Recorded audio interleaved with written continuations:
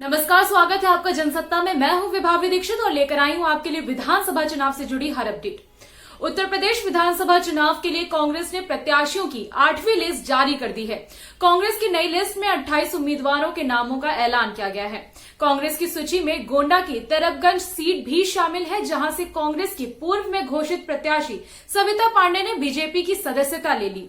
वहीं पार्टी ने गौरा विधानसभा सीट से अपने उम्मीदवार को बदलने का फैसला किया है और पार्टी ने नए उम्मीदवार के नाम का ऐलान किया। कांग्रेस की नई लिस्ट में 5वें, 6ठे और 7वें चरण की सीटों के उम्मीदवारों का ऐलान किया गया। 28 उम्मीदवारों की लिस्ट में 17 उम्मीदवार 5वें चरण में अपनी किस्मत आजमाएंगे, जबकि 10 उम्मीदवार 6ठे चरण में और 1 उम्मीदवार 7वें चरण में अपनी किस्मत आजमाएंगे। कांग्रेस ने अपने वादे के अनुसार 8वीं लिस्ट में भी 10 महिला उम्मीदवारों के नामों का ऐलान किया है। कांग्रेस ने पहले ही ऐलान कर दिया था कि उत्तर प्रदेश विधानसभा चुनाव में पार्टी 40% टिकट महिलाओं को देगी। इसी क्रम में कांग्रेस ने अपनी 8वीं लिस्ट में भी 36% महिला उम्मीदवारों को चुनावी मैदान में उतारने का फैसला किया है।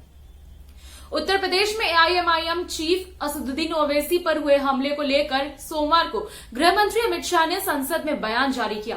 उन्होंने कहा कि हमले वाले दिन ओवैसी के कार्यक्रम की पहले से कोई सूचना नहीं थी।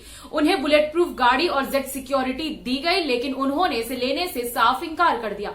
अमित शाह ने राज्यसभा में जारी बयान जारी करते हुए कहा कि ओवैसी से विनती करते हैं कि वो सुरक्षा जरूर ले। आगे उन्होंने कहा कि ओवैसी का हापुड़ जिले में कोई पूर्व निर्धारित कार्यक्रम नहीं था। उनके प्रोग्राम की कोई सूचना जिला नियंत्रण कक्ष को पहले से नहीं भेजी गई थी। गृह मंत्री ने कहा कि अब तक इस मामले में 2 लोगों को गिरफ्तार किया गया है और पुलिस ने 2 पिस्तौल बरामद किए हैं और एक मारुति ऑल्टो कार भी जब्त की गई है। आरोपियों से पूछताछ जारी है और पुलिस ने घटनास्थल का दौरा किया है।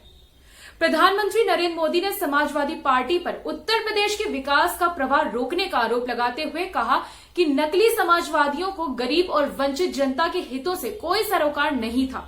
प्रधानमंत्री ने बिजनौर, मुरादाबाद और अमरोहा से विभिन्न विधानसभा क्षेत्रों में भारतीय जनता पार्टी प्रत्याशियों के समर्थन में आयोजित जन चौपाल का वर्चुअल माध्यम से संबोधन किया।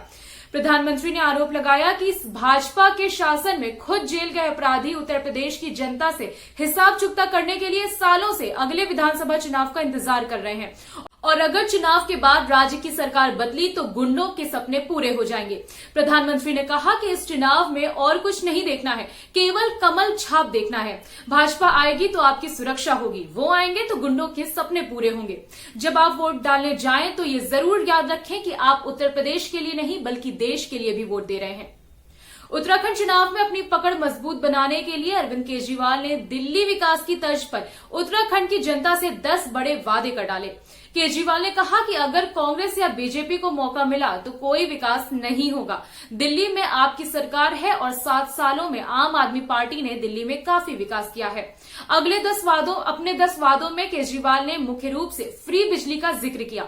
इसके अलावा भ्रष्टाचार, ज्यादा रोजगार, महिलाओं को हर महीने गुजारा भत्ता, अच्छी शिक्षा, अस्पताल, सड़कें, मुफ्त तीर्थ यात्राएं और रिटायर्ड फौजियों को नौकरी देने पर जोर दिया।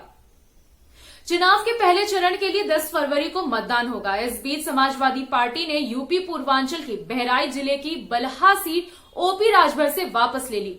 बता दें कि इसके पहले बलहा सीट पर सुहेल देव भारतीय समाज पार्टी ने ललिता पासवान को अपनी तरफ से उम्मीदवार बनाया था। हालांकि अब बलहा सीट को अखिलेश यादव ने ओपी राजभर से वापस लेकर अपने उम्मीदवार को मैदान में उतार दिया है। बता दें कि 2022 विधानसभा चुनाव के लिए समाजवादी पार्टी और सुभासपा के बीच गठबंधन हुआ है। ऐसे में बलहा सीट ओपी राजभर की पार्टी के हिस्से में आई थी, लेकिन जानकारी के मुताबिक इस सीट पर अब सपा ने अपने सिंबल से अपना उम्मीदवार उतारा है। बलहा विधानसभा सीट की बात करें तो इस सीट पर SC/ST मतदाता हार जीत का फैसला करने में निर्णायक भूमिका निभाते हैं।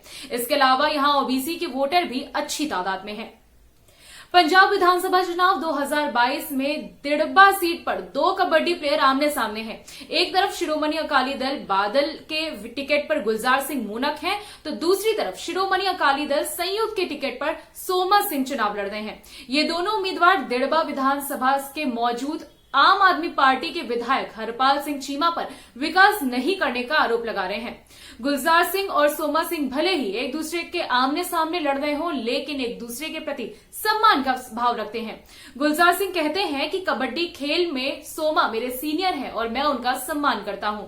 मैं उन पर कोई भी व्यक्तिगत टिप्पणी नहीं करूंगा, क्योंकि मैंने अपनों से बड़ों का हमेशा सम्मान किया है। लेकिन मैं उनकी पार्टी शिरोमणि अकाली दल संयुक्त को जरूर एक्सपोज करूंगा, जिसने बीजेपी से हाथ मिलाया हुआ है। अभी के लिए बस इतना ही। बाकी देश दुनिया से जुड़ी हर खबर के लिए बने रहिए जनसत्ता के साथ। धन्यवाद।